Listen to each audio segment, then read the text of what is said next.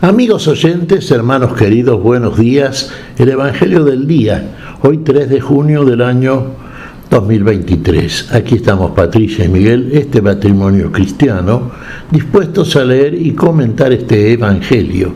Primero la lectura, Patricia. Lectura del Santo Evangelio según San Marcos, capítulo 11, versículos del 27 al 33.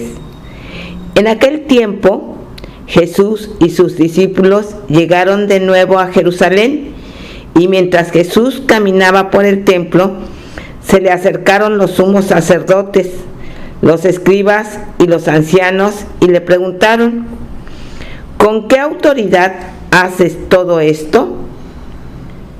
¿Quién te ha dado autoridad para actuar así? Jesús le respondió: les voy a hacer una pregunta. Si me la contestan, yo les diré con qué autoridad hago todo esto. ¿El bautismo de Juan era cosa de Dios o de los hombres? Contéstenme. Ellos se pusieron a razonar entre sí. Si le decimos que de Dios, nos dirá entonces por qué no le creyeron.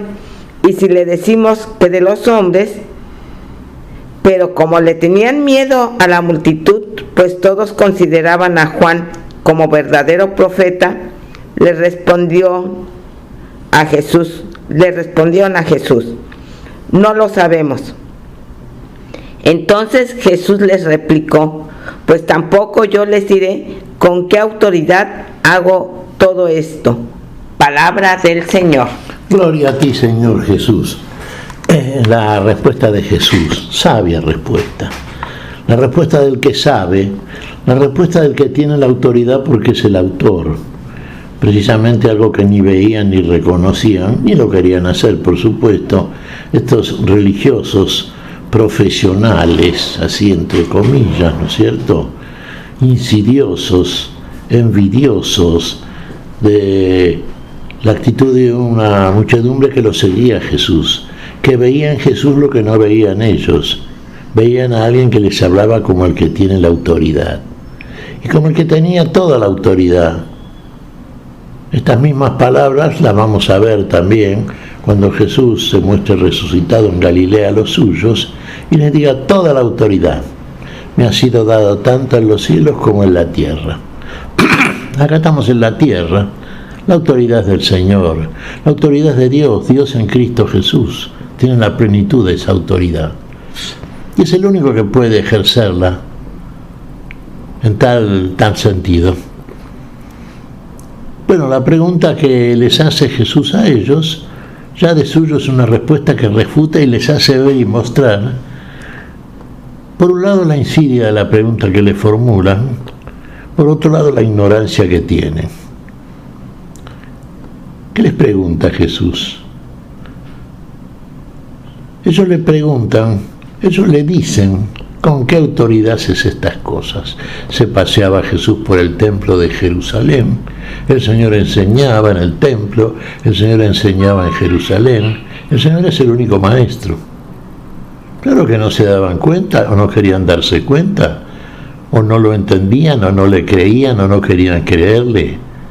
Veían en Jesús un enemigo, en vez de ver a aquel que venía a traerles la vida que ellos no tenían.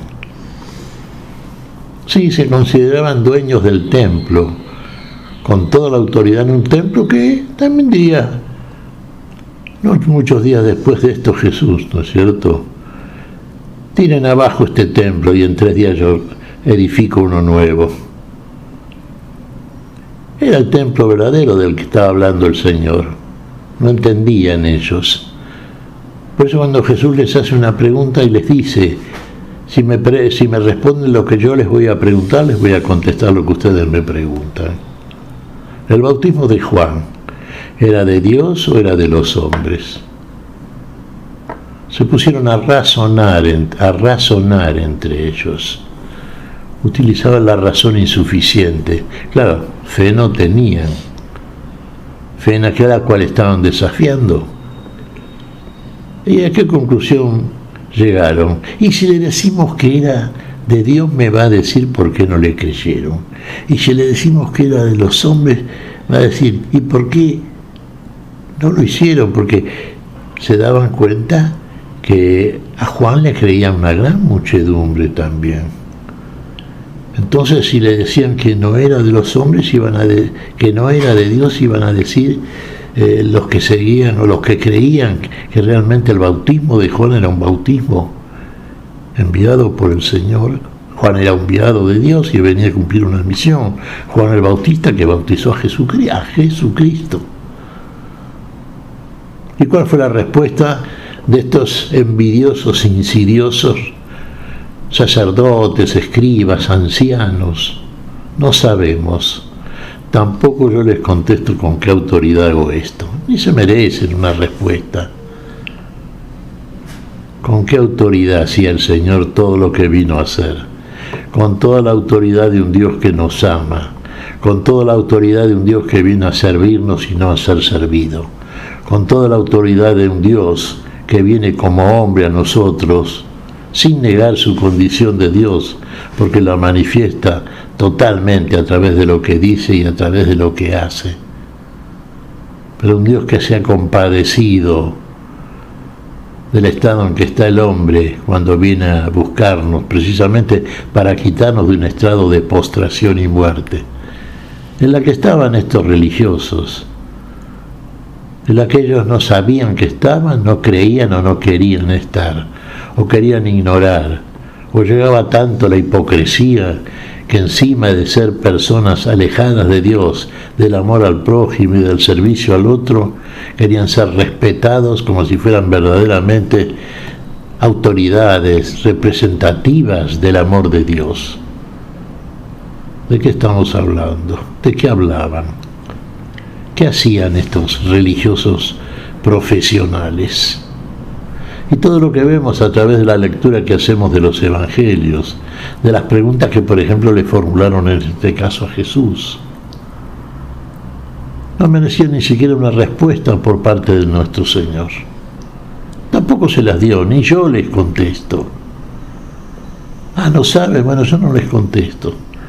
Quédense como se van a quedar si les contesto algo que no me van a creer con la ignorancia que tienen instalada en su corazón de piedra.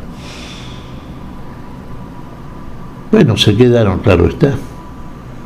Jesús siguió cumpliendo con su misión. ¿Con qué autoridad viene a hacer estas cosas?